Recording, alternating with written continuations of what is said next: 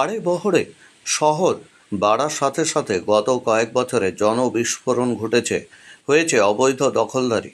ফলে দুর্গাপুরের শিশু থেকে বৃদ্ধ প্রত্যেকের নিঃশ্বাস নেওয়ার জায়গা প্রয়োজন বলছেন আড্ডার নতুন চেয়ারম্যান কবি দত্ত। বুধবার দুর্গাপুর নগর নিগমের কনফারেন্স হলে এক সাংবাদিক সম্মেলনে এমনই বক্তব্য রাখেন কবি দত্ত। উচ্ছেদ হবেই, তবে মানবিকতাকে সামনে রেখে কেউ যদি সেই মানবিকতাকে ব্যবহার করে সুযোগ নেয় সেটা বরদাস্ত করা হবে না, সাফ জানালেন আড্ডার চেয়ারম্যান। এদিন দুর্গাপুর নগর নিগম ও আড্ডার পক্ষ থেকে এক যৌথ সাংবাদিক সম্মেলনের আয়োজন করা হয়। দুর্গাপুর নগর নিগমের প্রশাসক বোর্ডের চেয়ারপারসন অনিন্দিতা মুখার্জি বলেন, মুখ্যমন্ত্রীর নির্দেশ অনুসারে খুব শীঘ্রই এই উদ্যোগ শুরু করা হবে। পশ্চিম বর্ধমান থেকে কাজল মিত্রের রিপোর্ট, খাস খবর বাংলা ওয়ান। একটু ডিটেইলে বলা, দেখো শহরের জনসংখ্যা কিন্তু দিনকে দিন বাড়ছে মানে কি খুব র্যাপিড গ্রোথে বাড়ছে, এবং মানে শুধু দুর্গাপুর না, সব শহরেই বাড়ছে। দুর্গাপুরে স্পেসিফিক্যালি মানে রোজগারের জন্য মানুষ কি যায়, রোজগারের জন্য যেখানে রোজগার নেই সেখানে দৌড়ে চলে আসে।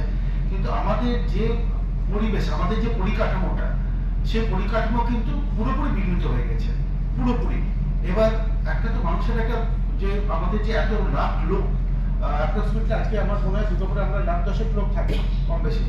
তো সেই লোকের যে ব্রিদিং স্পেস, তাদের বাচ্চাদের যে হাঁটাচলা করার, খেলাধুলা করার, স্কুলে যাওয়ার, টিউশন যাওয়ার যে রাস্তা, তাদের বড়দের বয়স্কদের বাজারে যাওয়ার যে রাস্তা, এত গাড়ি দিন দিন বেড়ে গেছে, রাস্তা তো তাদের জন্য।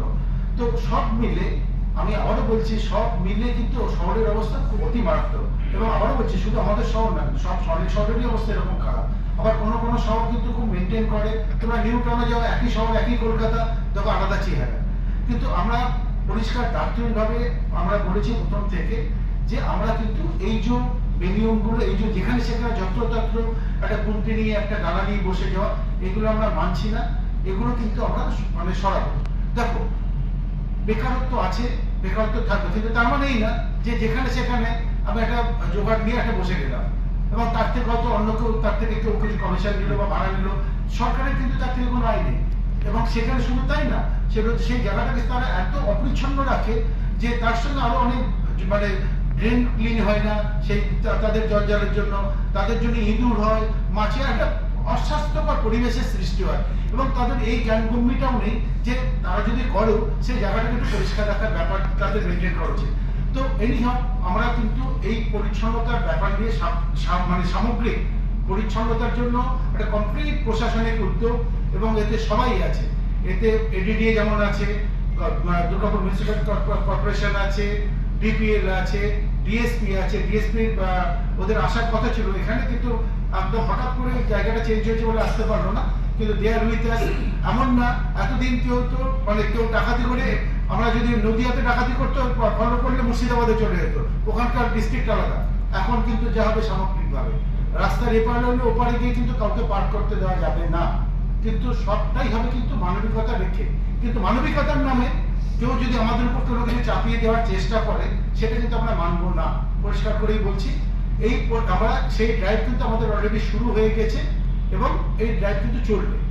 এবং তাতে আমি আবারও বলছি, কোনো মুখ দেখা দেখি, কোনো অন্য কোনো কিছু বিচার্য নয়। আমাদের বিচার্য একটাই, যে নাগরিক স্বাচ্ছন্দ্যতা, নাগরিক সুপরিবেশ, বাচ্চাদের পুরো পরিবেশ দেওয়া, বড়দেরকে হাঁটা চলার জায়গা দেওয়া, সাধারণ লোকের প্রপার মোবাইল দেওয়া, এবং একটা সুন্দর যেন নন পলিউটেড একটা এয়ার কন্ডিশন থাকে, সিস্টেম থাকে, সেইভাবে ব্যবস্থা করা।